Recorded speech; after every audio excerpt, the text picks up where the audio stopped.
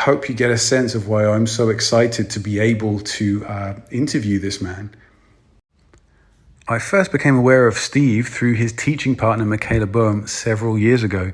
Michaela is someone with an international reputation. She's a therapist, counselor, somatic practitioner, and also the holder of a tantric yogic lineage too. She is someone that has worked with Gwyneth Paltrow, Jada Pinkett Smith, Will Smith. Will Smith has even dedicated an entire chapter of his autobiography to the impact that her work has had on his life and relationship.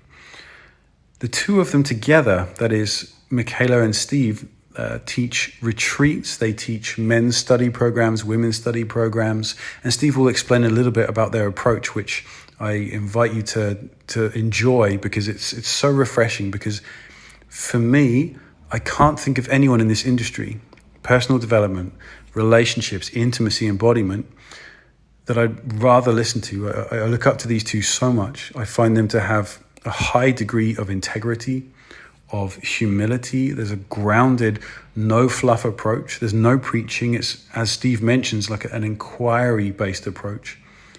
And I think there's a lot, I think that's really what's needed in this industry much more these days. In the interview itself, which you can probably see is a good 2 hours long, I give Steve a lot of time and depth to really dive into the areas that he's knowledgeable and passionate about. We start the interview by talking a little bit about how and where he grew up and how that shaped him. We then dive into talking about masculinity and this question of what that even means, what polarity is, and how that can be taught. We talk about meditation, which is something that he's a huge fan of and a practitioner of. We also dive into movement practices and embodiment and talk about his movement Koan practice in particular. And we finish up by talking about where he wants to go and what life looks like for him. Steve is funny. Steve makes me laugh often. There are a few pauses where he really considers his answers, so prepare yourself for a couple of gaps. There's also a piece in the middle where I ask him about masculinity and men's work, and he then turns the whole thing around and asks me several questions to the point where I feel like I'm being coached, and he really takes his time to unpick where I'm coming from and what I really want to know, and I really value that. So it's a personal journey for me, and it really enabled me to reflect on my approach sometimes and how that's not always so helpful. And he does it with style and class, and it's as much a personal journey and experience for me as it will be for you, the listener, I hope. So with that long intro aside, I bring you Steve James. Hi, Steve. Welcome to the Man Reimagined Podcast. Thank you so much for taking the time. How are you doing there? Oh, I'm doing well. Thank you, Richard, for inviting me. So I've given the listeners a clear introduction of you, your work, and my relationship to you as well, as in having learnt from you indirectly for several years now. And I wanted to dive straight into a bit about your background, because you've achieved a lot, you've done a lot, more than the average Joe, I would say. And it's a fascinating kind of way into this conversation, just to give people an understanding of what you were up to kind of as a teen. There's Scottish fencing, there's dabbles in Christianity, and kind of taking you up to how you find yourself in this work. Would you care to just share a bit about your background? Sure. Well, when it comes, I grew up on a little island called Shetland Islands, which is a small Scottish island quite far to the north, on the way to Norway, actually, where Shetland ponies come from. There's little ponies that people may have seen. So, that's where I grew up. And there, often I frame it like this. I grew up in a Catholic context, but without the doctrine. So my mother believed in a private faith, the idea that when you go to the church or the mass, which is the ritual of Catholicism, you go to the mass, not really there. You don't go there necessarily to celebrate doctrinal concordance with other people who believe the same sorts of things. It's more of a time for private reflection or private contact, or with God, or quietness, or something like this. So I was an altar boy also in that context, and I really enjoyed the ritual of it. The altar boy moves around the ritual carrying things, usually a candle or a cup or something. It's preordained, choreographed thing, and it's the same every time. We went to an early morning mass, so I could, as you point out, do my fencing training later in the day. So we went to an early morning mass, and there was no singing in that mass. So it was just the liturgy, just the raw ritual, no kumbayas or things like that. And that was also, I think, helped to strip it from some of those non-ritual elements, and left it really an empty vessel for contemplation or reflection or quietness, stillness, that sort of thing.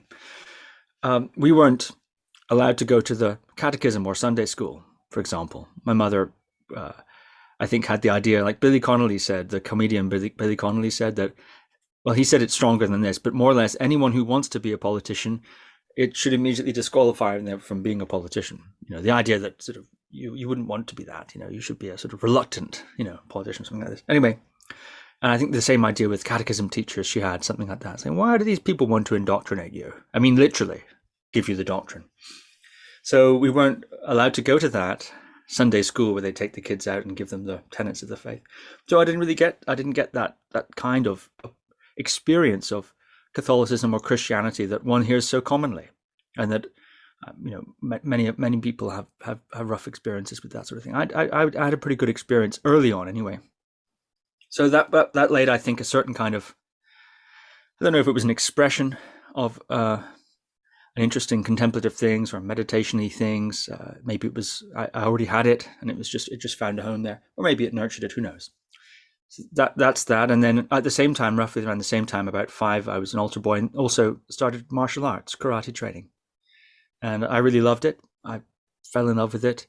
I got it, and was super into that for a long time. So that was the beginning of the sort of strands that I think you're talking about, these strands of exploring contemplative experience, the mind, etc., meditation, this sort of track, whatever you want to call it. I say contemplative there because it's kind of a broad track, it's not just meditation.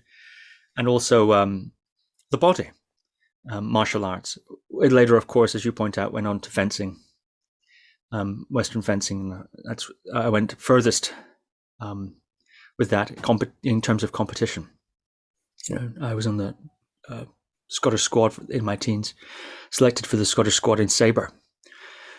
For that, that's as far as I went, but I didn't go further than that. And from there, but all those things, as you pointed out, moving through all kinds of, I was in those days very interested in everything from yoga to all kind of meditation. Because of martial arts, it leads a little bit into the Asian and Eastern religions and philosophies. So I would explore those and read about those and practice things from those in the sort of enthusiastic way a child or a teenager does, not especially formally. We did meditate in the martial arts class.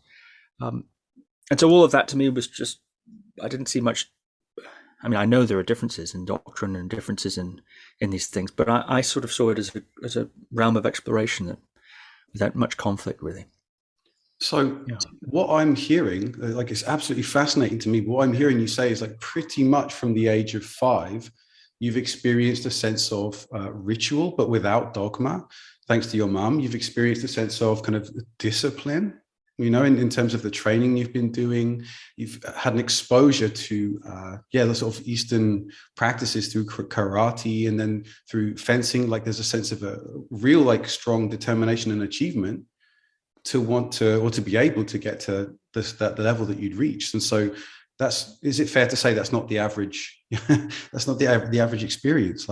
And also, how do you relate to that idea that, that is quite a different experience of the average kid? I mean, that's just my reaction to it. But the idea that you're also kind of cut off, I would say the Shetland Isles isn't, I've not been there, but it doesn't seem like it's a hubbub of culture and culture wars, and it's quite separated out as well. So cleaner, perhaps, in some way. What do you think were the advantages and disadvantages of growing up there specifically, and how that allowed you to do all of this.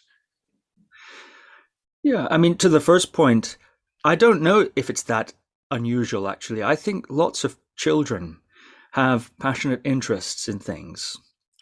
The thing is that it's sometimes not easy to understand a child's world. How are they seeing? I think a lot of children are operating with a kind of open curiosity and enthusiasm, or at least have that capacity. I'm not saying that they're all, that expresses the same way in every child, but I think there's something about most children, I think, have something like that. So I don't think it's that unusual. I mean, now, of course, many years later, we're in this context, and you're asking me to reflect on the origins of what it is I'm doing now. So I'm talking about it in that way. But I think a lot of children are similar. A lot of people actually have curiosities, passions, interests, and intelligences that perhaps they don't recognize, but they operate with all the time. So I don't know how unusual it is. But anyway, growing up in Shetland, yeah, it is a strange place to grow up. Actually, in Shetland, you're never more than 2 miles from the sea because it's an island and you're always around the sea. We're in the middle of the North Sea. The weather is extremely, well, it's just extremely, really. The weather is #extremely. And they say you have 4 seasons in the day, it rains sideways, all that kind of thing. So there's a lot of things you can say about Shetland. But actually, because it has what I think at the time maybe still was the largest oil refinery or oil terminal or something called Sullomvo in the Northern Hemisphere. It was fairly happening place. Small place, 20-something thousand people, so small, but it had a lot of influx of foreigners, what the Shetlanders call Soothmuthers, who were there working in some capacity with the oil or some sort of related thing. So there was a lot of money in Shetland for public services. And a nice place. I mean, I don't know what it's like now. This is a long time ago, but it was a nice place to grow up. Peaceful, yes. We didn't really have much internet, and even when people got broadband, we didn't get it. So it was excruciatingly slow. The sort of internet that it's more of a pain to use it than not. That sort of thing. Running around the hills and all that kind of stuff. I suppose it's what you'd imagine a Scottish island upbringing to be. But a nice place, It sounds idyllic. I mean, this is just where my mind's going. And I guess, growing up in the south of England, that's the kind of upbringing that I wish I'd had the awareness or the dedication to have found something like that and actually just commit to. There's a sense of commitment, I guess, as well in some of the practices that you're doing. It doesn't sound like maybe you were sort of sleepwalking through your altar boy life and you're like, well, what the fuck? Maybe you were like, well, I get this. You mentioned the sense of silence that it gave you, and even then that you found value in it, right? So I guess I'm projecting my own kind of experience of wanting to have got into and committed to such things, because now as an adult, I see the value of sticking to something and mastering, for want of a better word, or spending a long time, actually just sticking to one thing. So I guess that's what I'm trying to express, is perhaps what I see as lacking in today's society a little bit, people being kind of overwhelmed with choice. And you seem like someone that is, you're able to sit in meditation for kind of 3 hours. And that's a regular thing that you do. And so I guess I'm trying to link these two things together. But do you see a connection there? Do you agree that other people could have benefited from something like that? It's hard for me to answer it in that, when it's framed like that. If other people, people are different, and so on. So I can't really compare, but I will agree with you that the fractionation of attention, the fracturing of attention, coming from our devices and et cetera, certainly has some negative consequences in terms of stress levels. And mental health, and therefore, I suppose, physical health too, and relationships. I agree. I think that's widely recognized, but with a sense of hopelessness, because it's like, those phones are so interesting and fun, and that YouTube is so cool, and all that. So it's hard to know exactly how to put the cat back in the bag, isn't it? But I do think there's something to be said for the ability to sustain attention and so on. Yeah. There's an element of discipline to that, and there's also an element of enjoyment and passion and enthusiasm. These two things seem to go together, and there's something like that. It's a different time scale. The delayed gratification versus instant gratification. We have this time scale. We have this temporal means of assessing our choices and so on.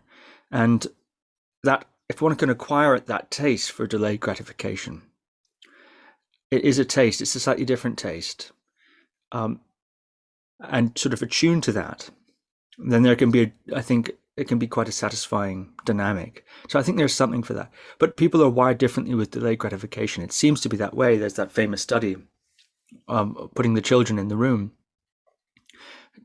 You perhaps heard of this, and it's a famous study and they track the children actually later in their lives. I forget now the name of the study, unfortunately. I was just looking at it the other day.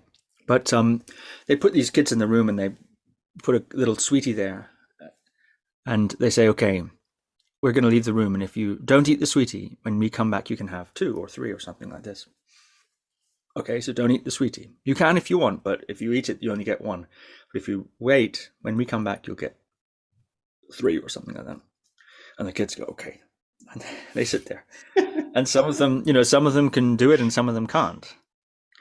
And depending on your delayed gratification, it has various different effects later on in life to do with material success and other things like that, and health and so on. I think they track these kids later on. I'm afraid I'm giving a very vague summary of this study, but the point is that it seems that this temporal dimension of satisfaction or is something that is at play there also. Yeah.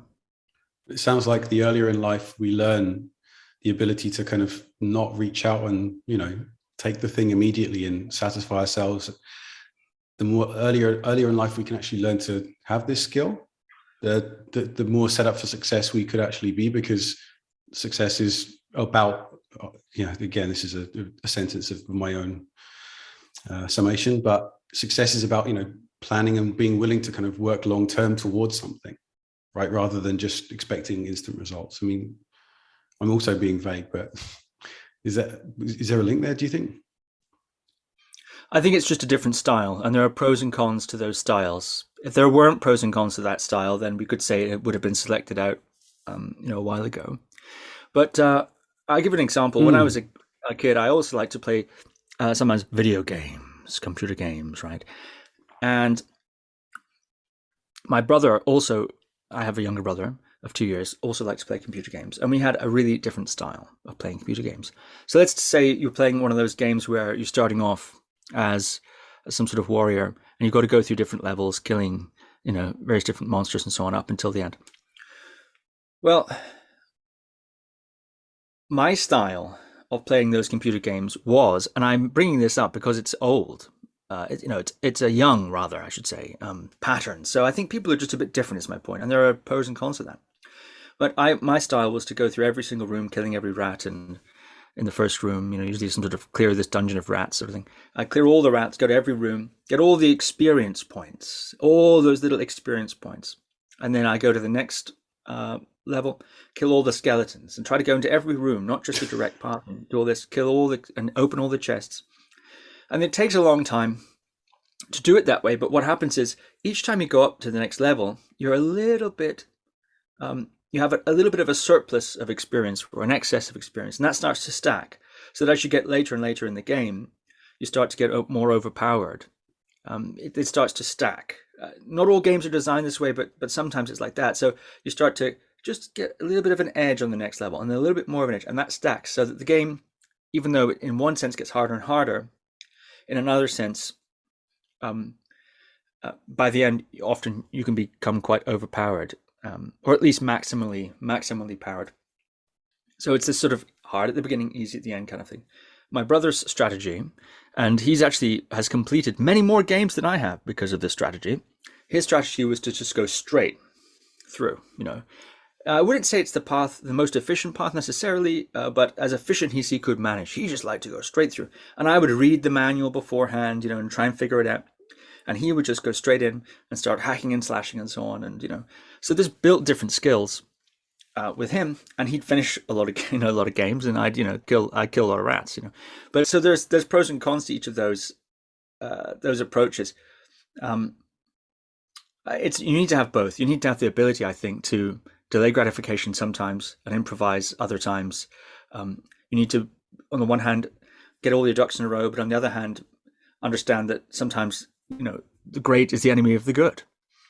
We always hear that the good is the enemy of the great, but meaning that sometimes good enough, stops you from what you could get.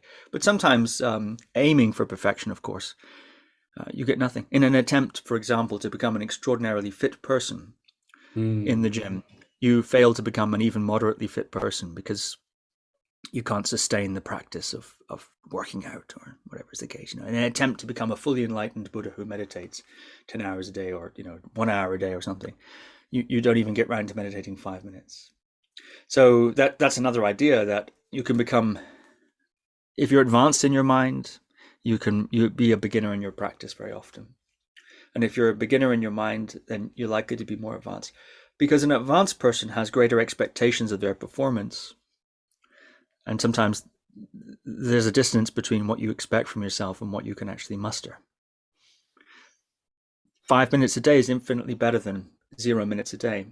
But 5 minutes isn't very much. That's a beginner level. I want to be serious about my meditation. I want to do more meditation than that. Well, the practice that counts is the practice that you do.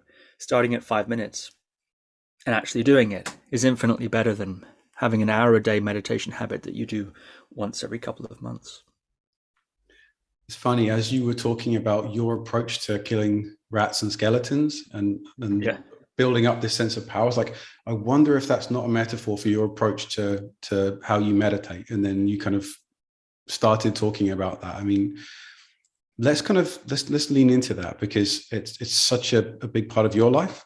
And I know a lot of people struggle with meditation and ask about what's the value of it. And I'm just sitting there and I'm trying to stop my thoughts, and it's like, but that's not how you're supposed to do it. Like, when I did this course with you, which you run, like perhaps still actually, this just meditation guru, Viking meditation club, it was built on this premise of just starting with 5 minutes a day, and it was really simple. And then it built up to these longer sittings. And you weren't asking us to sit for 3 hours. Those that want to can. But I wonder if you can just take us through your relationship to meditation. I mean, because we've left the Shetland Isles by now, I guess. Like, you've studied so much. But like, how can you try and distill that down from my Winnie the Pooh brain into a way that's like, how's meditation benefited you? And is there one particular style that you would recommend for people that really struggle? Mm-hmm. Yeah, I think you're absolutely right that many people, meditation is one of those things that many people would like to do or think they'd like to do and struggle to get around to. That is true. And the course you're talking about, I think, I have this thing, Guru Viking Meditation Club, which I started at the beginning of the pandemic as a free weekly class. Actually, on Wednesday, we have 3 different streams of that at 3 different times in the day for different time zones. And it's an hour class, and half an hour we do guided practice.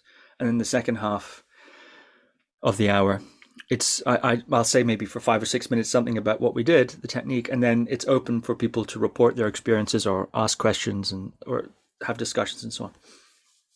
And then also from that came these 3-hour deep dives. And so occasionally people would say, we want to do more loving kindness practice, or we want to do more visualization practice, or we want to do more self-inquiry. And so we do these occasional 3-hour deep dives.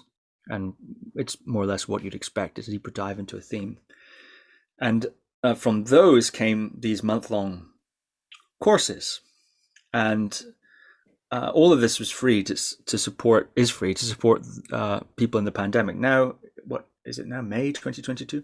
So this began in something like March, April 2020. Yeah. And so there are 2 courses that are going on. One of them is Get a daily practice. And that's the one I think you're talking about, where we basically go from 5 minutes. In the first week, it's a month course. And then the next week, you add 10 minutes. You go to 10 minutes, adding 5 minutes. The next week, 15. Next minute, 20. But those times are a little bit optional. The point is, each week there's also lecture content, and there's guided meditation, downloads, and so on and so forth. It's supposed to show the practice of practice. What I mean by that is there's the practice of meditation itself, which is your own personal journey with meditation. And that's, depending on the technique you do and depending on who you are, there is a journey of meditation that's open to you. When you meditate, it's going to take you on some kind of journey. Okay, that's the practice of meditation. But the practice of practice is not specific to meditation. It's, if you want, it's that set of skills or understandings that get you to the cushion in the first place. So whether it's meditation or going to the gym or Rosetta Stone Spanish, there are certain principles and understandings that one has to acquire in order to practice anything, actually. And so the Get a Daily Practice is really focused on that, the practice of practice. And so we look at things like get a daily minimum, a golden minimum, actually I call it a golden minimum, which is an amount of practice you can do that's really easy to do. So easy to do. It's like a minimum that you can even do it when you're tired or you don't feel like it. So little that you can't believe you got away with it. When you finished, you think, was that it? I can't believe I got away with it. So that's important to have a golden minimum. Most people set their practice goals aspirationally. I'd like to be the sort of person who practices half an hour a day, so I'm going to set that as my goal. And they're leveraging the negative feelings of shortfall. I don't want to break my commitment, so I'm going to stretch myself to this half an hour a day, let's say. The problem with that is it works for some people, but for many of us, it's just simply not sustainable. It's too ambitious, and it's leveraging this sort of negative leverage. It works up until you miss a day and you think, yeah, well, never mind, I guess it's not for me. Or, I guess I'm just a loser, or I guess I can't do it, or I'll do it next time, or whatever loop or cycle you have. And the point is, anyway, you fall off the horse.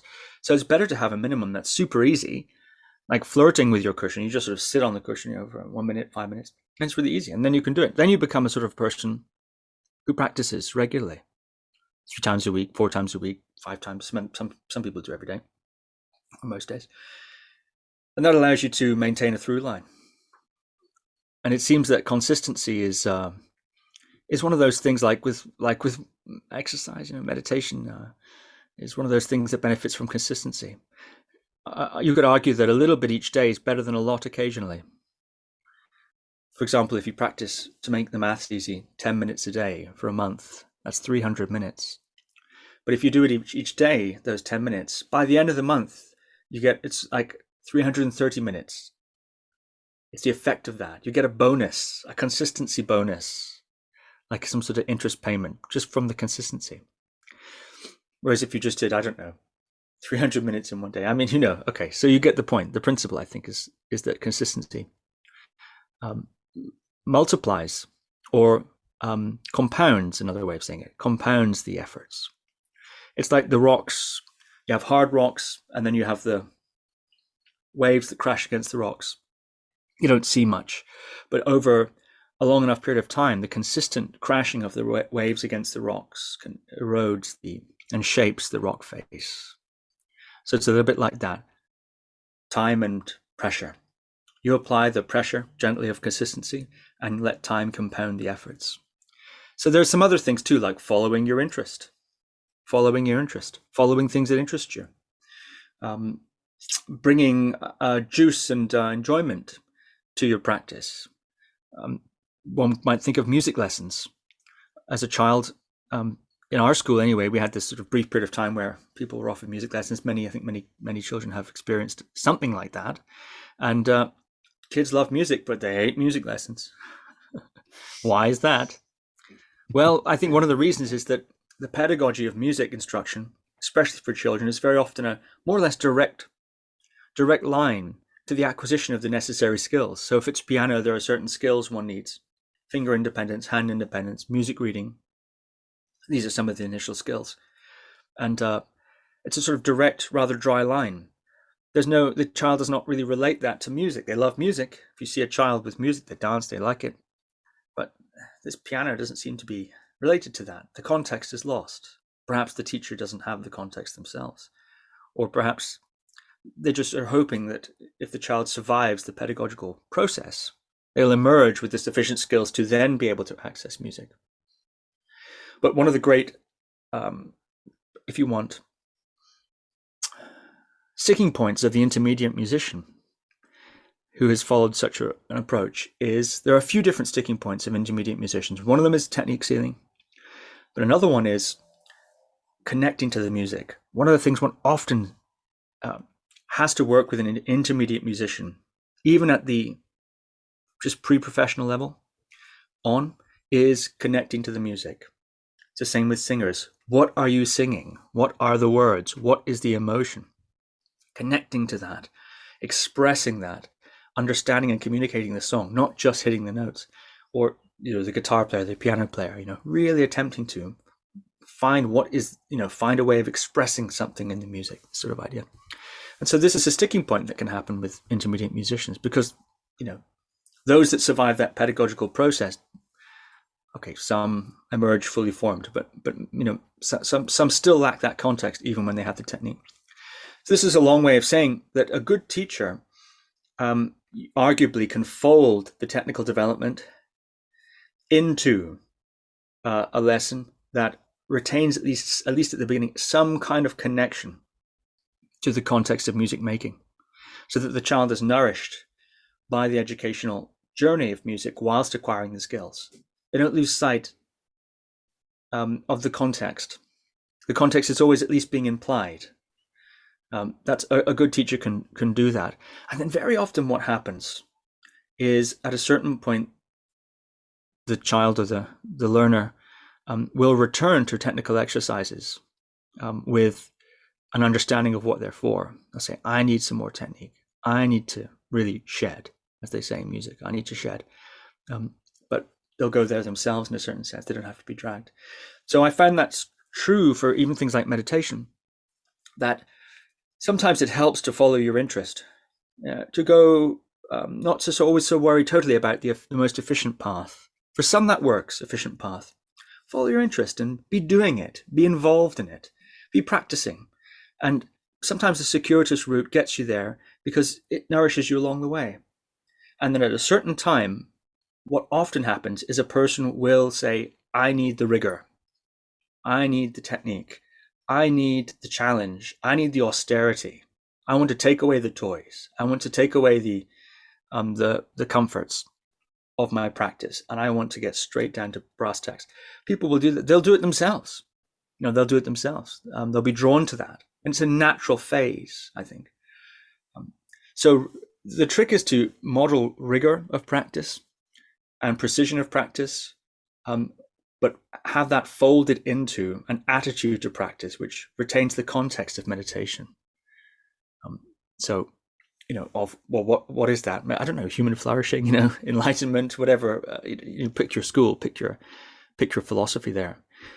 But there's somehow the fruits of the practice need to be hinted at as a teacher, I think, or at least implied, in the same way that teaching a child beginning piano, a good musician teaching a beginning skill communicates something about the end of the path that a lesser teacher is perhaps themselves unaware of. And so even at that beginning stage, those beginning skills are infused with that context. So I'm, musing here. These are the sort of things we talk about anyway, a bit more concisely, I would say, in the things like Get a Daily Practice course, right? Letting your practice breathe. What happens when you want to expand it? Oh yes, but you also need to contract it sometimes, and this sort of thing. We talk about that. And then the other course we do is the Strong Determination sitting course. And you mentioned, sitting for 1, 2, 3, 4 hours. And we do that. That's the training in that. We're about to do it actually in June. I don't know when this is going to come out, but we're about to do that in June of 2022. But there we start off. Well, this is all the training in extended sitting, which is a style of sitting. okay, I'm going to meditate for an hour. That's what we do the first week. Then the second week we'll meet and we'll do 2 hours. The third week, 3 hours. The fourth week, 4 hours. It might sound insane to sit for so long, but there's a way you can build up to it. There's a way you can understand it. Of course, you can move your body if you're in pain, or you can just sit there and not move, which is eventually becomes very comfortably possible. But what about this extended sitting, strong determination sitting? What's that about, and what's the idea behind it, and what are the right ways to approach it, and what are some mistakes to avoid, and this sort of thing? And what about posture, and how do you acquire the kind of a posture that you can comfortably sit in for 3 or 4 hours, comfortably, not gritting your teeth and holding on to your zafu for dear life? What does it take to acquire that kind of posture? For example, it's easier than you think. It's actually easier than you think. The trick is, you could argue to, well, perhaps I'm just monologuing too long here, but the trick fundamentally to acquiring a posture is to sit in it comfortably, regularly. If you sit in a posture, meditation posture, with tension and pain, and you try to grit your teeth and go through it, then the body will tense up against that posture, and you're fighting the very thing you want. The barrier to relaxed posture and being able to sit for an extended period of time is usually bodily and or psychological tension. These tend to be shed with meditation practice gradually. So the trick is to sit in whatever posture it is regularly, but never, or rarely anyway, at least not on a consistent basis within your comfort level. And if there's stiffness, pain, you move. Over time, gradually you acquire the posture. Your body gets used to it, and you find yourself able organically, naturally, to sit in the posture. As one of my old teachers used to say, Godfrey Devereux, when the neuromuscular preparation is adequate, the body just takes itself there without any struggle. So those are some of the things we do in the meditation club.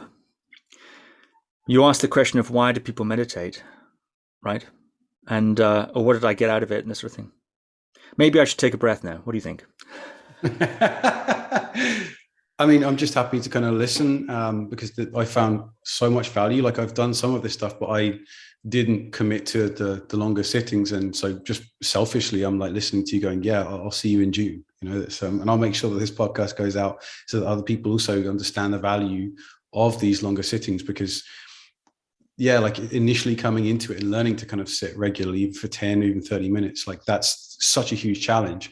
And yet, like you said, then at some point it's like, okay, well, I'm ready to dive in deeper. I'm ready for something more. Like, you go to a yoga studio, or I used to go to practice yoga, and it's like, I'm doing these funny shapes and I'm feeling really relaxed, and there's something magical happening. I need to do or learn more. And then one would go then to a yoga teacher training course, which makes you a teacher technically, but it really teaches you what's behind it, the philosophy, et cetera, and so that's what I'm sensing is where you're going. And clearly you operate at a level of depth which really, really excites me, and I just hope anyone listening is going to jump on board on this as well. So thank you. But I would love to come back to that sense of what it's given you, because you mentioned these different schools, and it sounds like I know that you're knowledgeable about a few of them. So why do you do it? You seem like just a very curious human that's dedicated his life to contemplative studies, and to passing what he's learned on. Is that motivation enough? What do you get out of it? I would say, it's very kind of you to say things like that, but, and from a certain point of view, looking back, I think things like dedicating one's life, I think one can say that retroactively. And say, well, it seems like if from where I'm looking now, we could interpret one's biography, leading in a certain extent. Well, this kind of contributed to this, and maybe it didn't seem like it at the time. I think, to be honest with you, for me personally, the motivation is following my interest and curiosity. As you use that word, curiosity, that's really what it comes down to. Just curiosity and interest. I think that's what an enjoyment. That's what drives it. So I meditate because dedicated is too much of a grandiose kind of term. You're not down with that. I mean, dedication is naturally flowers from that. I think dedication naturally flowers from that. Every morning when I wake up, I make a cup of coffee. Right. I love to do it. And I have one of those things that you twist, like a little, I don't remember the name of it. I like the process of it. And I like drinking it, of course. I like the ritual of it. I'm not saying ritual in some highfalutin sense. I'm using an intentionally mundane example, which I think many people listening will do that. I just like to do it. I don't think about it a great deal. It's just an enjoyment. Okay, yeah, sometimes when I'm going to bed at night, I'll say, I'm looking forward to waking up and having that coffee. I mean, sometimes that actually happens, but a lot of times I don't think about it. It's just like a nice part of my day. You could say that's dedicated. He's a dedicated coffee maker, over his adult life since discovering coffee. Steve has, rarely gone a day without making at least one cup of coffee for himself, and sometimes many more. You could say it like that, but I just mostly like it. So it's the same with meditation. Yeah, of course, dedication, comes from the rigor, like I mentioned before. It's a natural stage, I think, flowering from, in my case, I'm not saying this is true, should be the way for everyone, enjoyment, curiosity, etc. People meditate for all kind of reasons, though, and I interview a lot of people on my podcast about, it's a lot of it's about meditation, and so why do they meditate? Why do they start, etc. A lot of people meditate because they're suffering, they have difficult childhood, or they have terrible anxiety, or they met an interesting person who captured their imagination, or they read an interesting book that captured their imagination. Sometimes it happens like that, or they were kind of bored one day and they went along to meditation. I mean, there's 101 reasons people get into it. I think, to help them with their addictions, or etc. Some people are just sensitive to the existential tension of life, death, impermanence, entropy, and it bothers them sufficiently that they're drawn to some kind of religious or spiritual practice of some sort. So I think there's so many different reasons. For some people, it's an identity building mission, identity sculpting mission, or a performance enhancing device. For others, it's a self transcendence mechanism, or escapism, or escape-inism, can we say? So I don't know. There's so many different approaches in there, and I think that's okay. That's legitimate. Yeah, it's interesting. You take a kind of I failed to describe it as I don't have the words, but you managed to, like, I'm sort of quite charged with an idea about a concept, and it's like this and it's like this, and you're very kind of like, okay, well, there's different ways to look at it, Rich. That's kind of, that's really helpful for me, because I'm someone that's very pitta driven, if you were to sort of talk in Ayurvedic terms, and just throwing myself into things, and, too quickly sometimes, and quite fiery. And so it's very pacifying in an extremely positive sense to kind of hear this, a lot of what I'm thinking and what I'm asking you sort of balanced out like this. There's layers to this that I'm benefiting from, that I'm grateful for. So thank you for that. Let's take a kind of less than subtle kind of left turn at the traffic lights, and head in the direction of masculinity and men's work. Like, I'm keen to work with you in this area. I don't know if you'd call it men's work, and I'd love to know your thoughts on this. But as someone that works more with men these days, but is kind of questioning the validity of men's work, and as a separate sort of quandary of mine, like, I know that you and your teaching partner, Michaela, you offer kind of men's study groups, women's study groups, and you work in the realms of masculine and feminine polarity, and that there's such loaded terms today. And you were quite clear on your website in the application process that, look, we don't, we're trying to steer away from how this is typically presented. So how to begin this conversation? What's your feeling, or how do you respond when you hear the term men's work? What does that mean for you, and how does that, what does your work entail in relation to that? Yeah, I would say that maybe we'll return to this later. We don't really use the words masculine and feminine polarity much, actually, and there's reasons for that, which I've explained elsewhere. I could explain it now or later.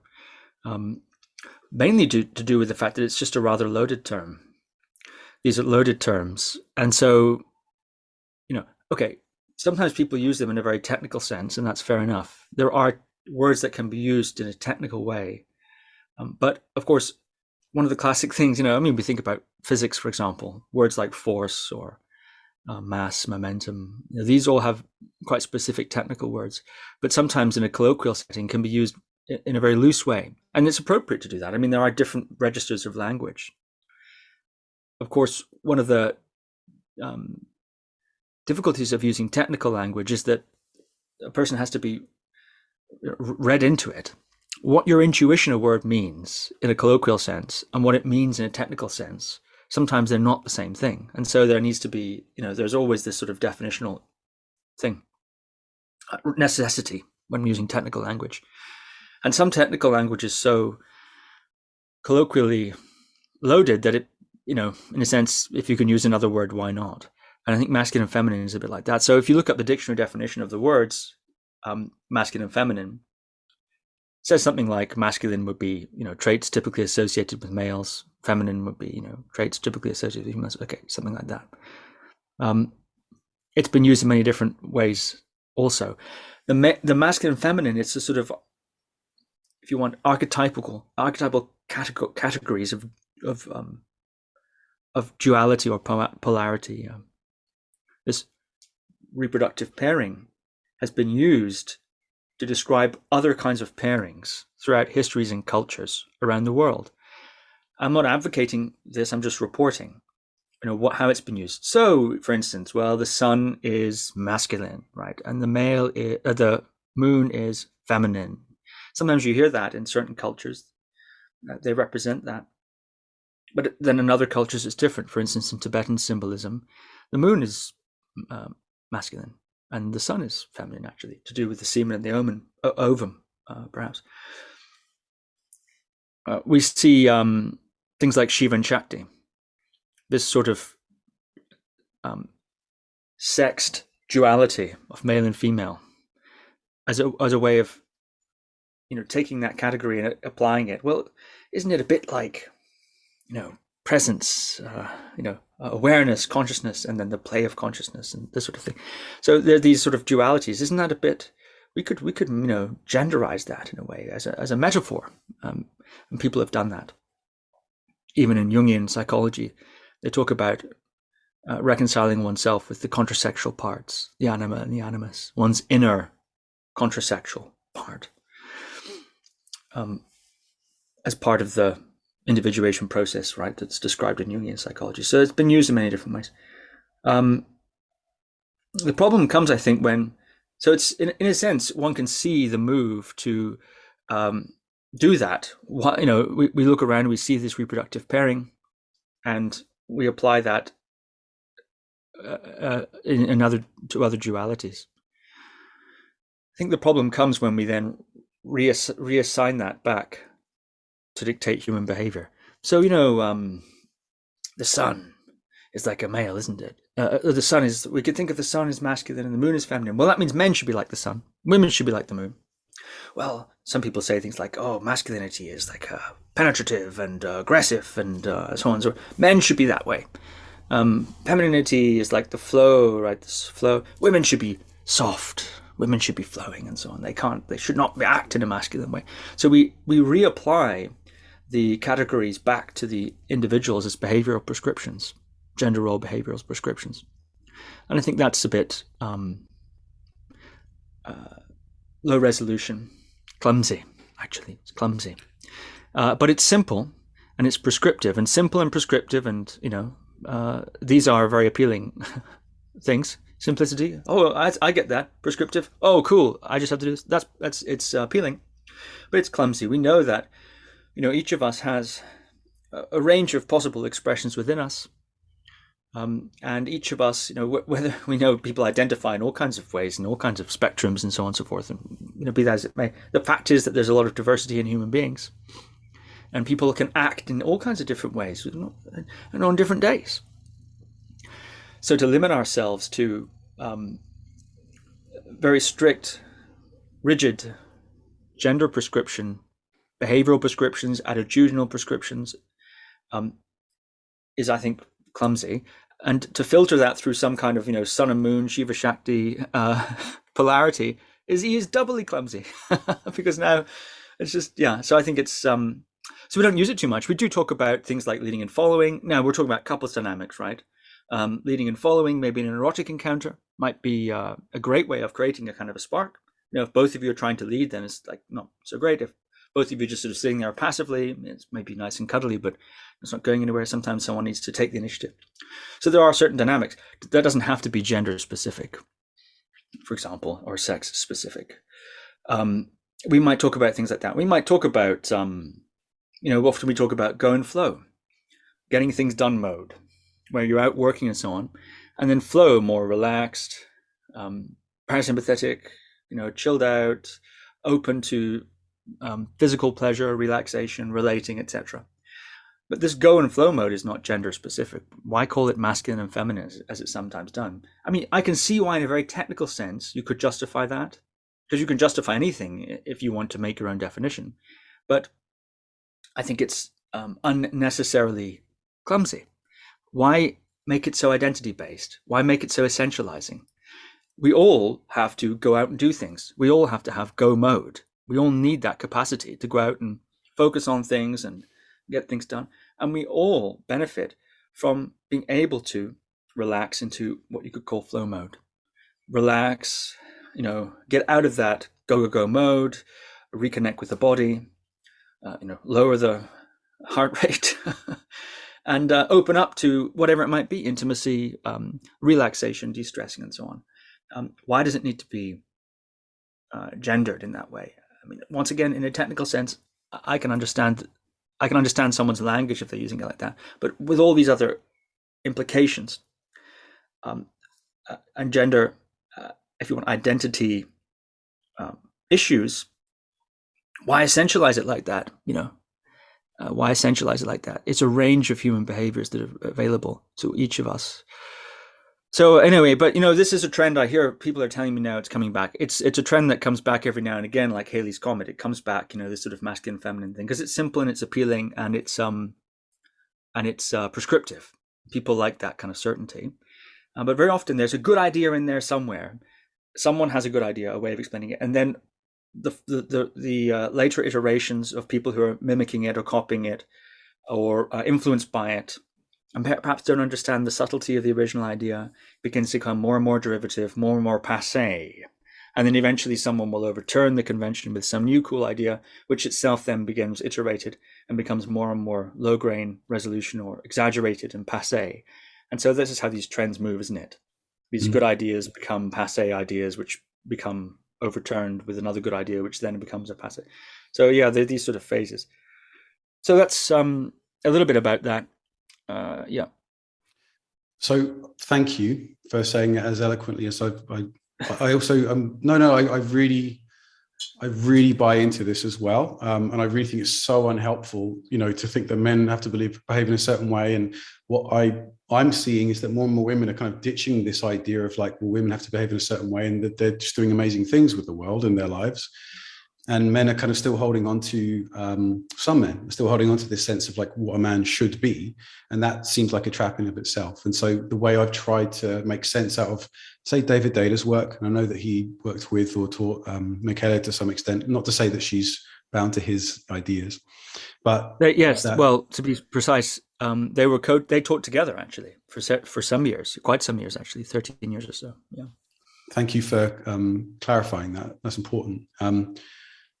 I've tried to make sense of it in that, yes, it's this wide range, it's a spectrum. I call it like a piano, and there's like the low keys, which might be masculinity, and the feminine keys, which might be at the top. And we're complicated humans that, there's just a range of possibilities and we can be all over the place. And it's kind of healthy to look at it that way. And it's just a label, it's marketing, just to kind of try and use words that people might be able to relate to. But my attempt at saying that healthy masculinity would then be an ability to kind of move between these places rather than being rooted in kind of one end and thinking, well, this is how men should be. So your thoughts on that? Am I missing something? Is there any, your thoughts simply? Yeah, I mean, we're looking now at I think the heart of what I was attempting to say, which is that these terms come because it's, if you want, such an essential category, masculine, feminine, male and female, something like that, right? Or has been used in that way. Okay. For example, in plugs, you have a male end and a female end. That's technically used.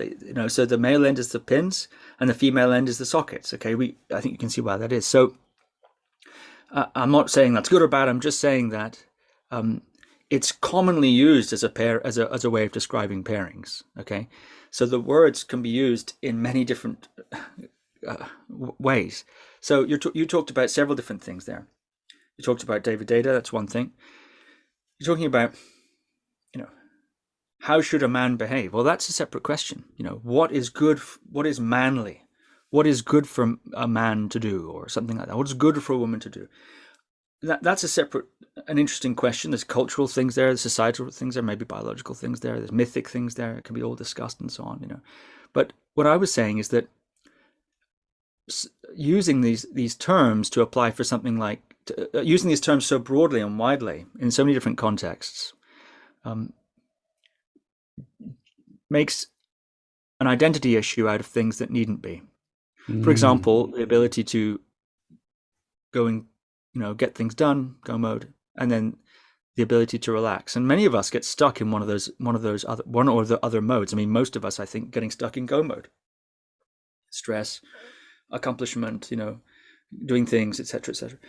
And so it can be hard to de-escalate into a more relaxing flow mode, more creative, more conducive for intimacy, etc., and so on. Good for your health, So very often we need to learn ways to de-escalate the nervous system. If we have trauma, certainly there's another consideration, but it's just simply the stresses of life. Why make that? Why label it with some sort of a gendered term? That's or leading and following. Even in a romantic encounter, we're talking now about couples dynamics, and which we work a lot in that. Leading and following in an erotic encounter, a romantic encounter. It doesn't have to, any partner can do their roles. They're roles within the dynamic. So sometimes we just slap every duality, every polarity we can see. We stick on this masculine and feminine. There can be a tendency to do that. I understand, right? I'm told that this is the case. There's a tendency to do that. And then everything becomes about one's identity as a man or identity as a woman or whatever it is. And so there's this very essentialist boiling us down to this. I think it's limiting. It's unnecessarily binary. Why does it need to be like that? Why does getting things done and relaxing need to get involved in that? I don't know if it does. Maybe there's a discussion to be had there. But anyway, there's this tendency, I think, to use the term too broadly and too widely, and to make an essential identity out of many skills and many aspects of life that needn't necessarily be that way. But I'm not saying that the terms are meaningless. I'm saying if we use them so broadly, then it becomes clumsy and low grain resolution. That's what I'm suggesting. So you don't hear us say it very much. When Michaela and I teach, we don't mention it much because it's pretty rare that it's necessary for that term to really come up. I mean, there are groups and there are discussions in culture going on about what is a man, what is a woman, and there's a lot of discussion about that. A lot of different ideas about what is that, biological determinism, social constructivism. There's so many different ideas about that. Okay, that's an appropriate venue, I think, for those words to be used because they're trying to define what are the limits of these categories and so on. But when it comes to sort of whether you're getting things done or relaxing, or whether you're leading or following in a romantic encounter with your spouse for the sake of creating and some enjoyment and action of excitement, does it need to be gendered? I find it to be unnecessary. Potentially harmful as well, right? If if a woman wants to potentially lead in an erotic encounter, for example, and then she associates that word with somehow being masculine, then there's a whole lot of connotations and nonsense that are just kind of confusing. Whereas if we drop those words all together, then it's just about leading and following, and it's like, hey, there's an interplay here, and it's a lot simpler. Is that fair to say? Yeah, I think it's something like that. Yeah, it's something like that. Yeah, that's right. that these things, can be more precisely described. Yeah. And maybe if we look statistically, there's a tendency for, I'm not saying that I can see why people do it. I'm not saying it's totally indefensible or there's no reason why it's been done. I can see why it's been done. I'm just when you're asking about how we describe things, there's a reason why we don't describe things in that way. It becomes a sort of very heavy lifestyle doctrine. Everything is seen through that lens. Everything is seen through this lens, and of course, everything makes sense when you have a lens like that, because you can explain everything in terms of these things. Well, I see now. You put on the glasses of masculine. I can see now. What's going on. I can see why my relationship's not working. I can see why this isn't happening. I can see what's going on in the world. Everything is perfectly, explained through this doctrinal lens that I've acquired. Well, that's the appeal of such doctrinal lenses. It's the fundamentalism trap. Everything makes sense now. I've discovered this particular perspective. Yeah, of course. Yeah. Thank you for drawing that link. I mean, I heard you talk before, and I was sort of chuckling to myself down the street, listening to you on a podcast, to be clear, talking about this relationship of certainty that people kind of need to feel, and then how that can become quite fundamentalist. And I also, for me, there's this sense of a lot of the conspiracy theories that they've always been around, right? But it more recently, for sure. And for me, it's been a case of just needing some certainty, and then like, okay, this is how it is. This makes sense now, and then that's also less than healthy, I would say. But perhaps that's another left turn that you don't have to take if you don't want to.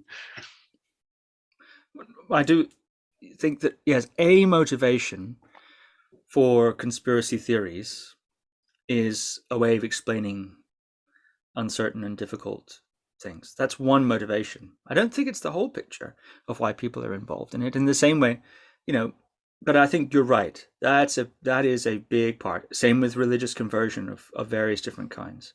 I found, my religion now, or I found whatever it is, my lens, my doctrine. There's something appealing about that. And there's almost always a good idea in there somewhere. We have to be charitable, and it's not even being charitable, it's being honest and saying, well, look, there's something in that doctrine, there's something in that lens, there's a reason a person goes there, and that, I think, needs to be honored, especially if one wishes to communicate to somebody in the grips of a doctrine. Often it's not possible to communicate to someone who's in the grips of fundamentalism of some type, religious or political or whatever the case may be. It's difficult to reach them in a sense. But certainly one way of communicating with someone in good faith is to recognize, the good part, of it. Oh yeah, and to recognize the good aspects of the motivation and of the view. It's necessary. Otherwise, it just becomes this oppositional thing, which is where fundamentalism thrives. Right, and we're kind of seeing that a lot more now. Things are becoming more and more polarized, and I do want to draw a line there, not kind of go down that route, and bring us back to men's work ? And what you guys do, if you're willing to share roughly, what you do in your men's study groups, because you've divided them up for a reason, and I'd love to know what that is and your feelings towards men's work out there. As I'm someone that's kind of passionate about it, learning about it, and seeing so many different flavors out there. Some I find less helpful, and who am I to judge? I'm just kind of relating through my own experience of where I'm at. But your thoughts? Yeah, it's a very interesting area, actually. I'm actually really interested in, you mentioned before that you're having questions or doubts or rethinks, right, about this area. I'm really curious as to what that is, as to what those are, I should say. I had a feeling you might do this to me. Thank you. So, I've predominantly worked with, I'd say, 70% women previously, and I just was following a real calling in terms of my own experiences, relating once more to my father, to discovering, men's circles, and the such healing work in men coming together and learning that they're not on their own, and they can actually say how they feel about things, and it's okay to reach out for support and things that I believe, men are struggling to do more and more, and questioning the roles of where they are, etc. And so I believe that there's a need to get men together and just to kind of, at some point feel proud about who we are again. There's lots of narratives out there, and I don't want to get sucked into any one particular, but as women kind of do their thing and they're growing, it's like beautiful. And yet men are kind of, they're not coming together and figuring out, men's circles still seem to be a little bit taboo, and I've got to be the strong man and I've got to fit certain roles. And so there seems to be a need for it. And yet the languaging around it and what it means is I'm kind of questioning. I've got some other teachers that really work in the realms of presence, and integrity. And I think these are really important words, but there's just this niggling thought in the back of my head that it's like, isn't this just beyond gender? Like, are we not just holding on to roles in some ways? Like, there are skills that I don't have as a human that I need to work on, but that's not so that I can then be a man and fit better into a society. Like, I don't like that idea. So I'm as much as the work that I'm doing with men is really impactful, and I'm actually able to help men, especially that kind of recovering nice guy, like I was, just unable to set boundaries and say what he wants and actually lead, in relationship, and fear of rejection, all that kind of stuff. It's like, it's useful.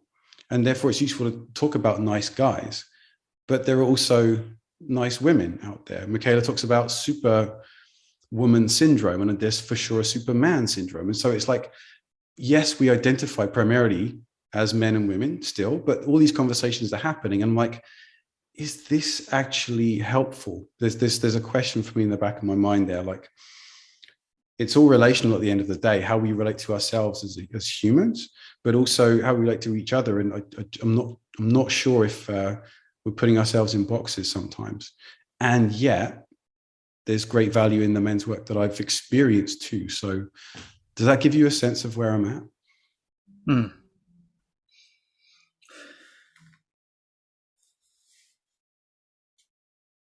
Yeah.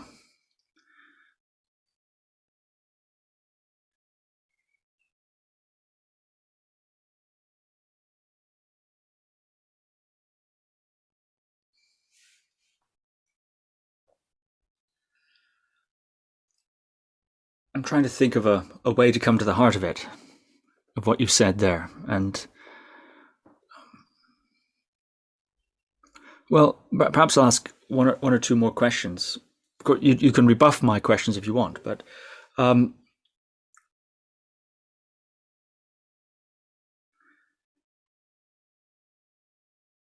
so what are you going to do about that? I mean, what's the next? Or are you just at the point of these threads of inquiry? This is the front edge of your thinking on it. Is that or is there more to it? I think there's where my curiosity lies around the future of all of this kind of thing and where I want to move into. And then there's the reality of like, I'm making a living in this space. And those two things, like, I was a Wim Hof method instructor for a time. And that took me around the world, and it was fantastic. And it gave me lots of opportunities. But then it came a point where I was like, my heart's not in this anymore, and some other things that we don't need to go into. But I was like questioning that and several aspects of it. And then I just said, okay, I don't want to do this anymore. And then that led me in a space of like, okay, I'm freer and I'm moving more in a direction that I want to, but as a business, as a financial thing, it was like not so smart. Just like moving into the realm of men's work was, having primarily worked with women and then seemingly cutting off that flow and talking very differently about these kind of things was also like so there's some challenges there as well. So I have to be kind of smart about this. And yet it doesn't feel an integrity to be teaching something where I'm not fully in agreement with, or I'm not quite convinced by anymore. So that's kind of where I'm at the moment. Yeah, that's quite a conundrum. And so I'm curious, when it came to moving from Wim Hof to what you're doing now, was it a case that you ran out of your Wim Hof compatibility or something ended, and then there was a gap. What am I going to do? You're looking around, you think, oh, maybe I'll do men's stuff. Or was it a case that you had an increasing interest in men's work that eventually sort of eclipsed what you were doing with Wim Hof, or seemed to be perhaps there was something about the men's work that was more appealing to you than Wim Hof? So what I'm saying is, did you go from one directly to the other, or was there a gap of looking for your new thing to do after you no longer felt aligned with Wim Hof method? No, for sure not. And in between these two things, there was this longer period of working sort of non-gender specifically, but going a little bit deeper, dare I say. And there's zero judgment, criticism out there to people that heavily into Wim Hof workshops. But after a while, breathing activities and ice baths, that's the format. And I was like, I want to work with these peak experiences as ways to open up our body and mind and to relate to each other. So then, like, how can we, as someone who used to facilitate, English lessons, but essentially communication for like 10 years, how can we get people in relationship to each other? I don't want to be the guy in a pulpit saying, like, do this, feel this, off you go. It's like, how can we, like, connect better to each other? And so that was kind of authentic relating and authenticity workshops, understanding our needs better, real kind of self-development stuff. This word purpose, which, is very loaded again, but like connection and meaning. So that was kind of definitely kind of eclipsing what was possible with what I judged to be possible with teaching the Wim Hof method. And then from that place, it was like then the calling to men's work then kind of eclipsed this, but it didn't also make it less relevant. It was just a different direction. What was it about the men's work that, so it sounds to me like you found, with all due respect, you emphasized the Wim Hof method to be, you wanted to do something broader than that. You wanted to open up to something broader than that, and include some of your skills in English and in English teaching and facilitating communication. Sounds like you're growing into these other communication styles, these different techniques and methods of relating. You're trying those out, and you want to broaden your professional activities beyond the codified method of Wim Hof to a more broader thing. So that took you in that direction.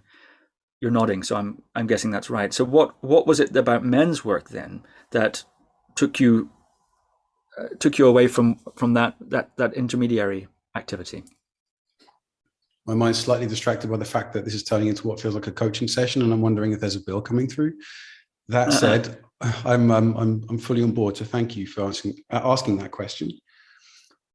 It was this relational piece again, like having men sit in circle, having men being able to show up more in their relationships, like so that they can actually be the fullest expression of themselves, for want of a better phrase. This relational piece of like men that I felt like that were hiding, learning to kind of actually, just self-acceptance, I guess. That's more the theme of it, and in relation with each other once more. That is so powerful.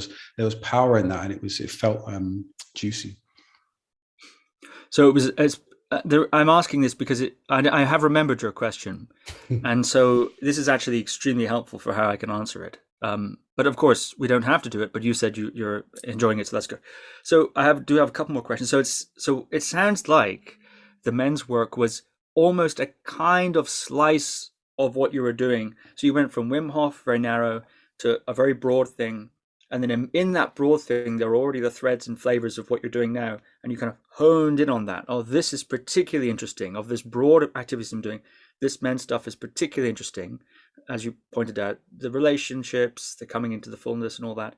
And you said, well, I really want to, that's actually what's of this broad thing. I want to zoom in or home in on that. And that's what's brought you to this place. Would that be a fair reflection? Yes, sir, it would. Yeah. And now there seems to be another recalibration, you're saying, right? There's another recalibration of your aperture, professional aperture. Are you able to identify some of that recalibration? I mean, of course, in 6 months to a year's time, it'll be easy to talk about it, just like you've talked about those other ones. But what does it look like it is happening to you now?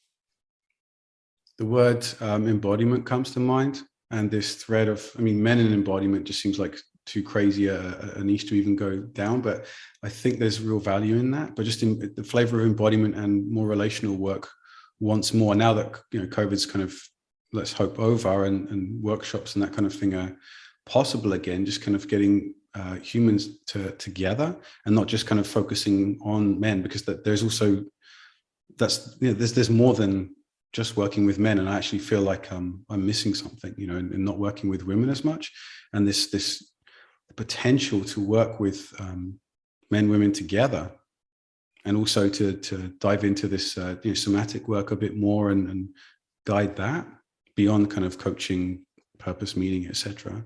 Like that feels very, very exciting / very, very scary, and to do that just for men also sounds financially like a disaster.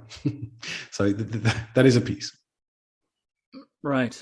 And how much of this trajectory you've described mirrors your own personal development? Correlates directly, I would say. So yeah. So it sounds like you have a few factors that you're trying to balance. One of them is, you know, you're going on your own journey of exploration, and you're sharing as you go what it is you're learning. So you get into Wim Hof, and then you get competent at Wim Hof to the point where you can share it with others, and you share it with others. And then you're going into authentic relating and these other sorts of things. You start to learn there. You acquire competency in those modalities, and you want to share it. So this is sort of, you're exploring these things, learning them, and then teaching them. So if someone was to follow your work the whole way through, they'd be, in a certain sense, going along with you, you know, a couple of pages behind you in the banjo book, as Billy Connolly would say. But nonetheless, you know, going through this sort of series of things, very interesting. Yeah, and so but the fact that is both a personal journey and a business journey leads you to some interesting opportunities, but also some interesting problems. One of the opportunities is that you know, you can go anywhere with it. You know, you can go anywhere, wherever you're interested. You can go there, and you can, you know, monetize what you eventually learn there. That's interesting, quite fresh, creative, exploratory. You know, and it seems probably perhaps would give you a kind of you know, a point to some of your own explorations beyond just your own enrichment, personal enrichment. You're also sort of this sense of wanting to share with others. So that perhaps contextualizes how you would learn something. Maybe you'd learn it differently, more thoroughly, or it justifies to you, maybe even. You're nodding, which is why I'm, you know, continuing down that thread, doing it. So that's, you know, kind of service aspect too, meaning. But the problem is then, how do you stay in integrity with that, and how do you make money from that? You know, in an integrity way, right? Yeah, then you got all these sort of usual business problems. You know, if your business is whatever you're really into at that time, how do you know, build a client base, and how can you make sure that the thing you're selling is something you can stand behind, and how can you make sure it's something that you can stand behind in, you know, when it's no longer something you can stand behind? How do you reconcile having done that for the last 2, 3, or 4 years? So all this stuff, yeah, these are all narrative points. So that helps a lot, because in answering your question. Anyway, do you have any reflections on that before I go back to answering your question? It's been very useful for me to quiz you like that. No, slight vulnerability hangover, but it's also been really nice to have what you said reflected back at me, and that's very much kind of the experience of where I'm at. So I'm just kind of keen to see where you take this now in relation to the original question. But thank you. Yeah, well, then the question becomes: is the problem men's work, or is the problem authentic relating, or is the problem Wim Hof, or is the friction point inherent in the setup of your business trajectory? You know, meaning the fact that you want to move on from these things isn't necessarily, yes, you recognize their limitations and you move past them, or you just change your interest, or you refocus from within that to something specific, or having gone specific with the men, now you want to go more broadly with people in general. You want to take something from the embodiment, but more broadly. There's this sort of honing in and then opening up and honing in and opening up and going beyond the limits of each system. I love meditation, right? But I do other things too. I exercise and, I read books, and I do a lot of other stuff. I wouldn't expect meditation to have everything for me. If I'm teaching meditation, there are many things that people ought to be doing that are not meditation. If I was just a meditation teacher, which I'm not, but if I was just a meditation teacher, then I'd have to accept that there's a lot of other important things in life that isn't meditation. And that's inherent in any activity. If you're teaching embodiment, well, it's great to teach embodiment, but there's, and that's good, but it's not the golden chalice of everything. There is other stuff too. If you're doing Wim Hof, you're doing Wim Hof. It's great. It's Wim Hof method. It's so cool. But is it missing a lot? Yeah, of course, because it's not supposed to be everything. It's Wim Hof. So I think that's true also with this sort of these men's things. There's lots of different men's groups. And men's, things out there, teachers, writers, authors, methods. And they are what they are, and some of them are, probably healthier than others. I agree. When we're doing that kind of thing, it's within an ecosystem, a broader ecosystem of. We recognize it as part of a broader ecosystem. It's not comprehensive. It's not all you need. Oh, you're a man. You identify as a man. Come into our group, and that's all you need. It's not like that. It's a way of exploring certain things in a certain context. And many of the things we explore there are generically human based. They're human before they're gendered. Yeah, that's certainly true. Many things are like that. So once again, we come, I think, to this essentializing. Essentializing. We're looking for something to be everything, or looking for something to be the fundamental ground on which we can stand. It works until it doesn't anymore. We can have a lens that's so useful, and we can engage in it almost as a fundamentalist, or a zealot adherent, and then eventually, probably. Unless you're that category of person that can sustain being a fundamentalist over a lifetime, and there are people like that. And if there's somebody like you, you're gonna grow beyond that, or you're gonna hone in, or something like that. You're moving through the system. So, I think that's a creative pattern you've got there. It's quite a creative approach to your business that you're operating in there. Do you need to discard the previous things you're doing in order to do the next thing? Does it need to be so black and white? That's the question that I'd wonder about from a business point of view too. But I think your integrity to not settle for continuing to do something that you're not, there's some you're not quite sure, or can't put your finger on it, something not quite lining up anymore. I think that's very laudable. Very laudable indeed.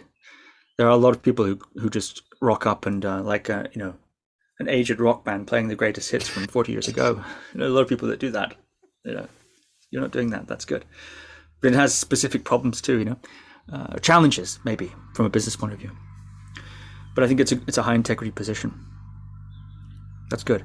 So I would say in your original question is about how we do men's groups and women's groups, and we have a whole ecosystem of things we do, and none of them is the final stop in life. They fit together. Some people just follow one track of things they like. Michaela and I am talking about. We do relationships things. We do embodiment. We do trauma things. We do meditations. We do so many different things in our catalog of offerings that none of them are in themselves everything a person would need for life. Heaven forbid, and if we do come out with that, this is the thing, this contains everything you possibly need for life, and then we become a cult. It's not good. Agreed. But what kind of things would you teach men, for example, or offer men? Maybe that's a better word. Mm-hmm. That you might not for women, for example, and vice versa. Why split people up in at all? Well, there's nothing especially. It's not so much always the material. Sometimes it's the style. Sometimes it's the way in which people feel they can open up in certain ways when they're in certain groups. Um, you know, Men together tend to have a different flow, a different way of communicating than if there's a lady there. Although there's almost always Michaela there, at least. So we're in that way a little bit different because I'm a man and she's a woman, and we're often in both of our groups. Not all the time, but very often. And so also when ladies get together, sometimes they report. We don't impose that. We don't make a big deal of it. We don't point to it. We don't point to it a lot, but it's reported sometimes. Oh, it's nice to be together with just ladies. They will say that, actually. It feels different to them somehow when they don't have to think of guys there. It's not that the guys are bad or wrong or anything like that. It's just a different vibe, it seems. And same with the guys sometimes, report that too. But we don't emphasize that. We don't say, "Isn't it nice to all be together in the treehouse without any of those smelly ladies?" We don't emphasize it. It's part of the container, if you like. Yeah. I just see the opposite happening so often, and I'm just like, yeah, and of course, I'm just learning from what I see and like trusting my gut as to what makes sense to me. And so again, it's nice to hear you speak to the opposite of that. Like I find this more helpful than kind of boxing in, because the example that I heard from a guy once was that he went to one of these events where the men were practicing masculine sort of stoicism, and they basically had to stand as still as they could, holding sticks, and if they moved, then they were hit. And then the women were practicing being in their feminine, and they were rolling around in saunas and eating grapes and just receiving, right? And then they come together and it's like sparks fly, polarity, and big fuck puddle, and awesome. But like it sounds like a cool experience, but I wonder how kind of helpful that is long term in terms of, is that what's expected of me now, or maybe it's taught in that, look, this is just a bit of fun, but like if you're taught to practice doing this, and what about practicing doing the other? And so when you talked about lead and follow being just like a non-gender specific thing, that makes some sense. Yeah, within a relational context. Yeah. Well, right. I mean, if people want, people are free to do whatever they like, right? If that sounds like a good time, then I suppose it's nice that someone's offering that. And what's the frame behind it? What's the frame around that? Is it some sort of, this is a prescription for the way you should live every aspect of your life from now on? Consider this a metaphor for your life's mission. This is a prescriptive now to how you should be doing. So you should always ask yourself, is what I'm doing, metaphorically speaking, standing here with a stick in my hand and not moving, rooted in, this ideal? That, I think, is perhaps be rather limiting. But once again, we come back to it. To expect something like that to somehow encapsulate everything you need for life, that's your lens. You can just go through that. That would be perhaps a little bit foolish to do. But I don't imagine that they were doing it that way. I mean, maybe they were, but it sounds like they were having fun doing that. Yeah, people do all kind of weird things. But anyway, yeah. So, what do we do in our groups with the guys? All kind of things. Yeah, we do meditation. We work on things like embodiment. We work on, depends on the group. We've done them for many years, so we sometimes theme them. Sometimes we look at erotic issues, technical issues of an erotic kind. We might look at. We might take a walk through sort of elemental framework. We might look at archetypal frameworks as a sort of access to exploration, but fundamentally our philosophy is inquiry over imposition. So we're attempting to foster and facilitate through these various different means and containers, inquiry and investigation in the participants, empowering them, if you want, to explore their experience and so on, as opposed to, say, imposing upon them the doctrine or the conclusion or the prescription. We don't tend to do that. So, we know and you don't, and so we're going to tell you how you do it. Of course, the one who really knows there's no substitute for finding out for yourself. If I've been to Amsterdam and I think it's great, and you're an Amsterdam fan and you've read all the books about Amsterdam and you know all about Amsterdam, I'm going to say to you, as someone who's been there, I'm going to say, gosh, there's really no substitute for going there. You should just pop on a flight over to Amsterdam. If you're so into it, go over there and discover it for yourself and enjoy it for yourself and have that experience. The person who knows the value of knowing and isn't content, I think, to simply be a meaning merchant, peddling secondhand information. Knowing about it is enough. Well, someone who knows would not say that. I think very, very, very as easily, maybe, as someone who thinks they know because they heard it from someone who heard it from someone who read it in a book by a person who read it in a book, maybe with no experience all the way down the line. So this inquiry over imposition is I think, a general lens that we use in all of our teaching style.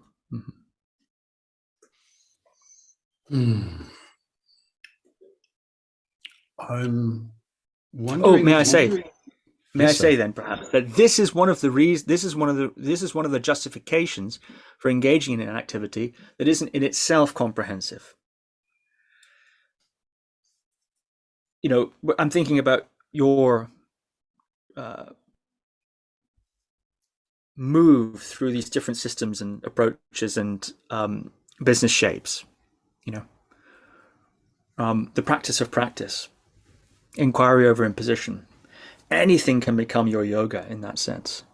Okay, yeah, yoga, meditation, hiking, weight training, language learning, relationships, all of these can be expressions, of or venues for one's yoga, for one's inquiry and investigation.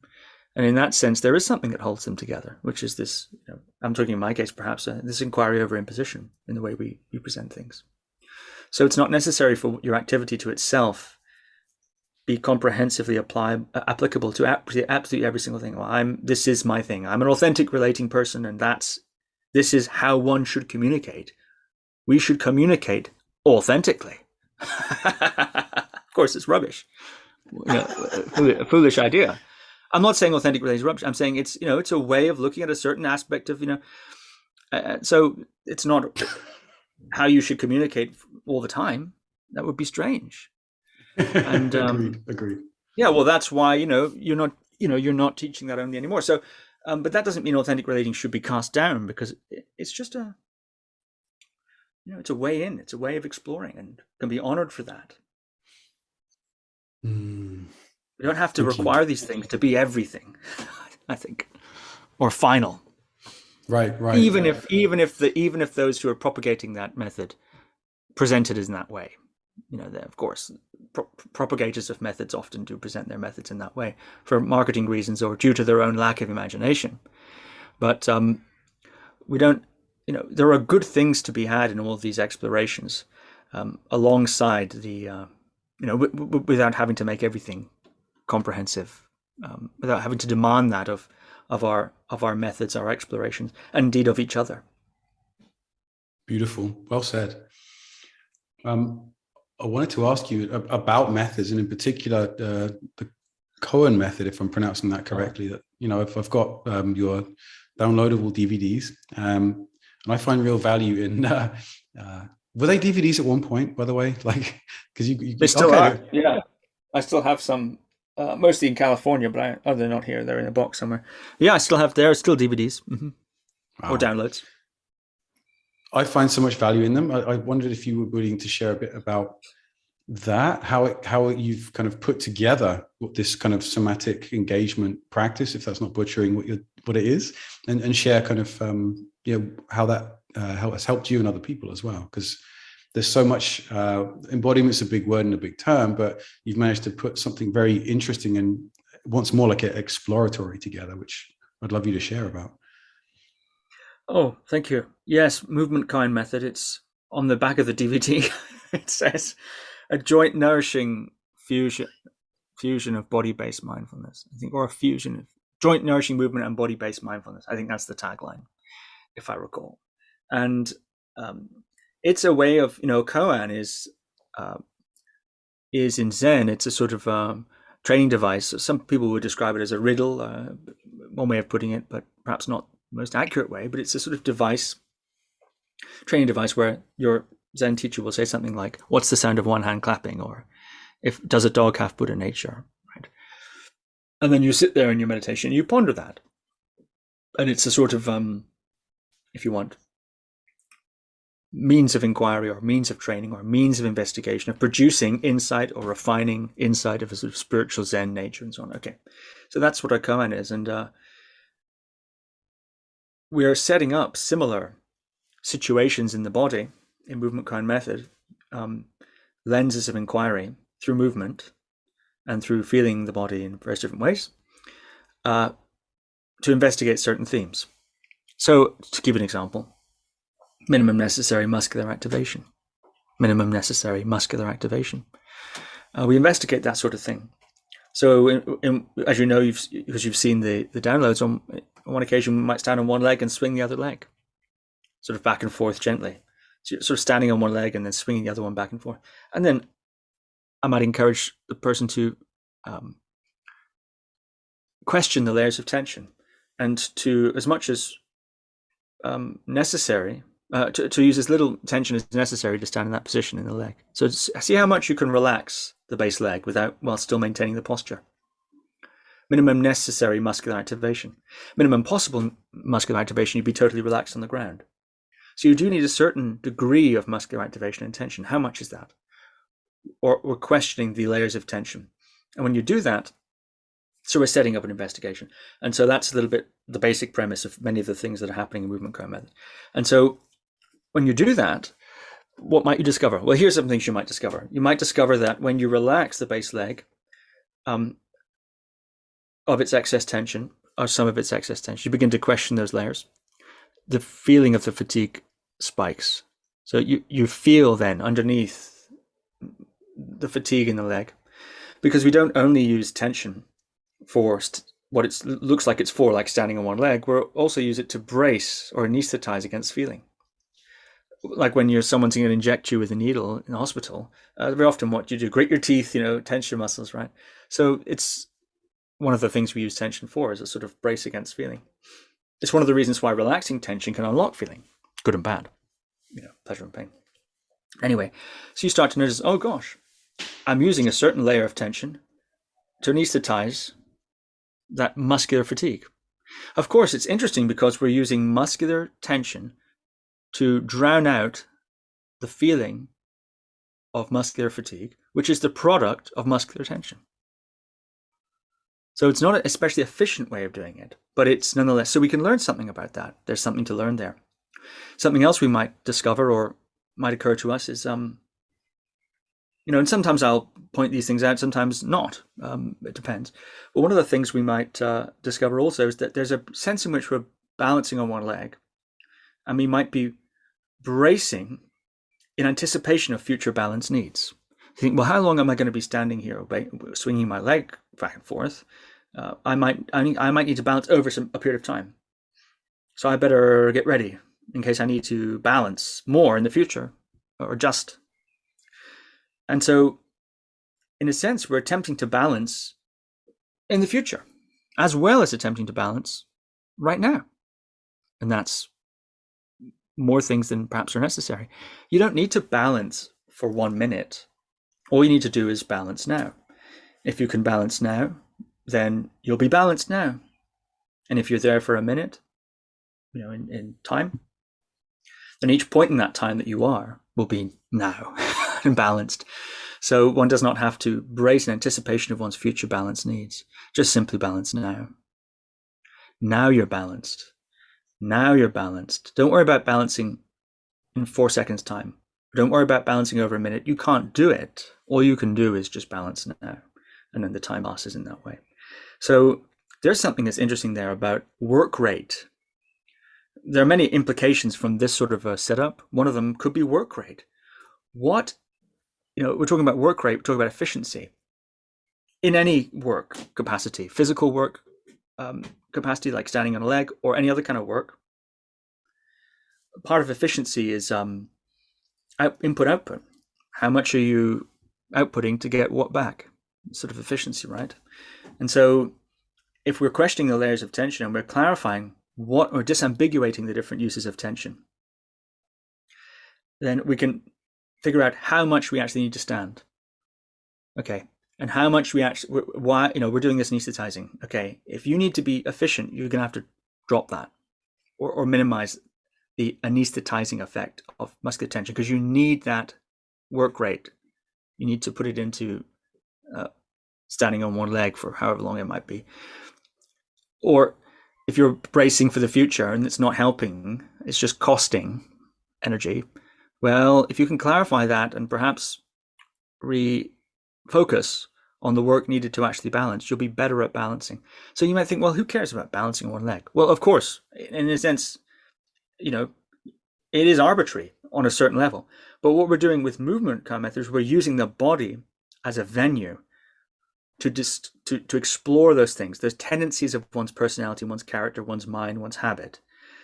And when you have it in the body, then it becomes much, much easier to sort of perceive it and feel it in other, perhaps more abstract scenarios, like in relationship or in one's work or in one's intellectual pursuits or in one's emotional processes, etc. It's a little bit like when you've had bacon or coffee, or you smell, instant bodily recognition. That's coffee. I smell coffee, and you start to go towards the coffee. Whatever it is, or the bacon. There's that great advert of that used to have in the UK. You probably remember it, Richard. I'm thinking just because we're both Brits, where the person would smell bacon cooking, and then the person would sort of like fly on the fumes towards the bacon. Do you remember that advert? Yeah, it's like that. So there's that bodily recognition. I've been here before. Oh, that's what this is. So rather than attempting this sort of top-down conceptual thing where we learn an idea and try to sort of force it into every situation, or we're getting it in the body, and then the aha arises from the bottom up, rises from the bottom. Aha, I recognize. Aha, I see what's happening here. Aha, that's how my mind's working. Oh, I see, that's this principle in action. I'm seeing a principle in action. I've noticed something. And then when one practices that regularly or occasionally, or whatever the case may be, these insights can be ported quite naturally. They naturally arise in other situations. So this is the idea. So it's self-inquiry on a certain level via these inquiries set up in the body. I'd say that's basically the idea of movement, Koan, as the name is pointing to. Then we're doing many, many other things, of course, in those DVDs, as you know, in those downloads. But I think that's a good sense of the flavor of it. Yeah. Thank you. And to kind of zoom out a bit in terms of your relationship to kind of somatic work and your level of excitement towards that, like how big a role does that play? Because meditation is well, there's arguably somatic elements to it, but there's not a lot of movement, right? And yet I also see that movement's a big part of what you do and you offer. How does that, if it does at all, like play into relational work? Yeah, I mean, you said 2 or 3 very interesting things there. You're right. When one's sitting in meditation and not moving, okay, there are micro adjustments and there's movement going on, there's circulation, there's et cetera, respiration. But you're right, of course, one's basically sitting in what we can call stillness, a kind of stillness. I think it's a continuum. Movement is a continuum from less meditating to more movement kind method, or whatever. I don't see a break there. Of course, you're right that there's a continuum, at least, right? Less movement, more movement. But I see it as sort of part of the same thing. I think meditation is profoundly somatic, in the same way that we are profoundly somatic. And yeah. So I see them as different expressions of, we could say yoga, but I don't mean yoga like yoga studio yoga. I mean it in the sense of inquiry, investigation, this sort of thing, exploration, adventure. There are different ways of articulating that sort of activity. But actually fundamentally super related. As for relationship,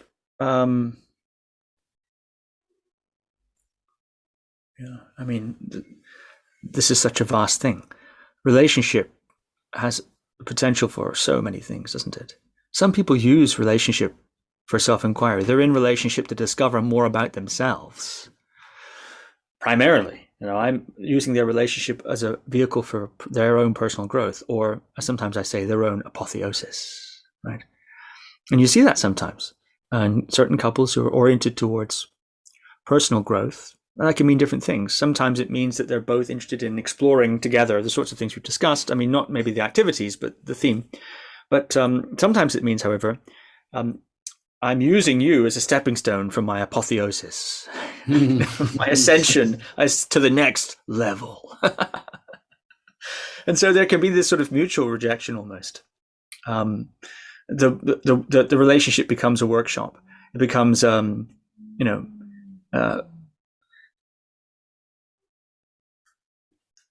becomes a smelting pot of one's purification.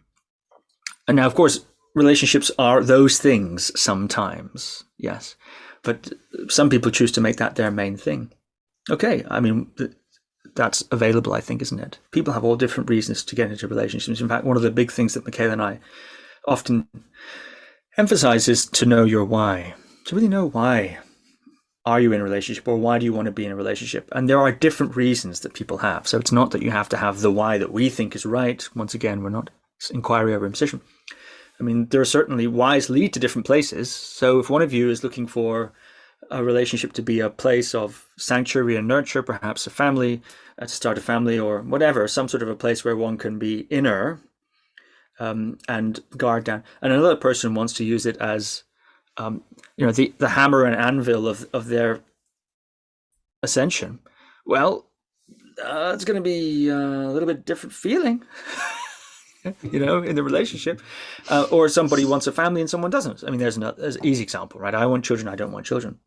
I want to travel. I want to stay here. And there's all different kinds of, I want a relationship to be a vehicle of this or that. So there are all these different ideas. So I think knowing what is the purpose of your relationship, by purpose here, I mean it in a very colloquial sense. That's another loaded word. Just mean, why are you in it? Why do you want a relationship? And I think that's an interesting thing to discuss with one's partner, or to discuss with oneself if one is looking. Yeah. So, go on. Sorry, yeah, I was going to say, you and Michaela did a series of kind of conversations, I'd say, that you put out as podcasts, and I'd recommend anyone to go and check them out, because you really talk about this as well in depth, and that really helped me and a few people I know just posit that question, like, why do you want to be in a relationship? And if you're in one, like, have you checked in with each other recently on that? And most of the time, in the friends that I knew, it was like, no. And then it led to a very, very helpful discussion, let's say, So, like, I'd recommend anyone go check those out. I was also kind of trying to like this somatic practice can be a very solo experience. And I'm wondering, if you see it working in relationship, or if you offer that kind of work, if it's possible, Oh, I see. Yes, actually, that's the third one. Actually, I have two movement Koan things. The third one was going to be that. Yeah, when we're in a group, I'm teaching groups. We do a lot of. Okay, so I should say these first two DVDs are standalone, and in that sense that they stand alone from each other, but also that they stand alone. You don't need anyone else to do it. So you can do it by yourself. But yeah, when I'm teaching movement Koan method in groups, live and so on, right? Then yeah, we do a lot of stuff involving relationship. And here I see what you mean by the word relationship. In pairs, in trios, in groups, and learn, and then using this sort of two-bodied configuration to do the sorts of things that we discussed previously in the sort of single-bodied version. Yeah, it's really interesting and fun. There's lots of cool things you can do with that. A lot of humor and a lot of creativity that one can have when one applies the two-bodied or multi-bodied configuration. Yeah, we do that. I can just see where my mind is kind of going. It's like the thing to like look at, but that's the thing to do next. And again, there's just this constant, like what I'm getting back from you is this kind of like tempering down of like, yeah, this is possible and this can be fun as well. And it's just a really beautiful reflection of how I'm approaching things with such kind of verve, and I think it's helpful is what I'm saying. So I'm feeling very pacified, and again, I mean to say that in a very positive way, and it's just kind of helping me recalibrate my approach to this. So once again, just thank you. I don't know if that makes sense or not, but I appreciate it. It does make sense, yes. Go on. Oh, well, it does make sense. And yeah, that's the benefit, I think, of conversation like we're having.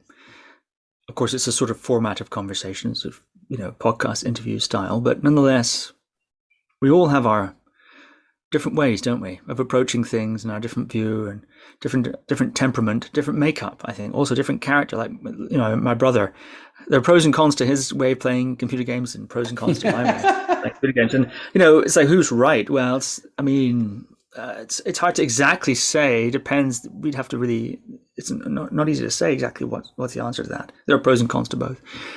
And so that, being seasoned in conversation and so on, I think it's a really interesting way of opening new perspectives.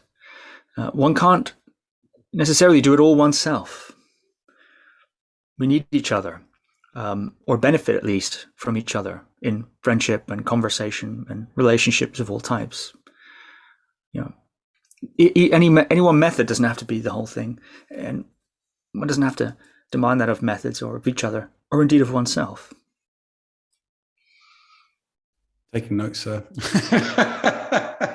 that last bit in particular rang true. And my mum, who is always listening, is no doubt chuckling along as well. So thank you for that. So final kind of theme or area, and that's kind of your life today, how you are continuing to grow, like what excites you, and kind of, what are you moving into? Like, because if I may, I see you as like a kind of a modern day renunciate almost. It's like if we kind of if we talk about, and for anyone that's not aware of the term, like in yoga at least, they talk about householders that have like a family and they have a job and they go through life and they have attachments and things, and the renunciate is like the fraction of society that will head off into the hills and not have many possessions, if any, of course, and then just I'm not saying that was a conscious choice in any sway of yours, but the way that you grew up, you learned to do these things very young. You seem to be living very humbly, I think, in a houseboat. So I'm really curious as to where you're going and what excites you, and how you see your life, and what you want to do with it. Are you open to talking about that? Mm-hmm. Sure. You mean, yes, I think it's a very interesting question. And that's a very interesting view you're describing there of the way I come across. Perhaps it's the beard.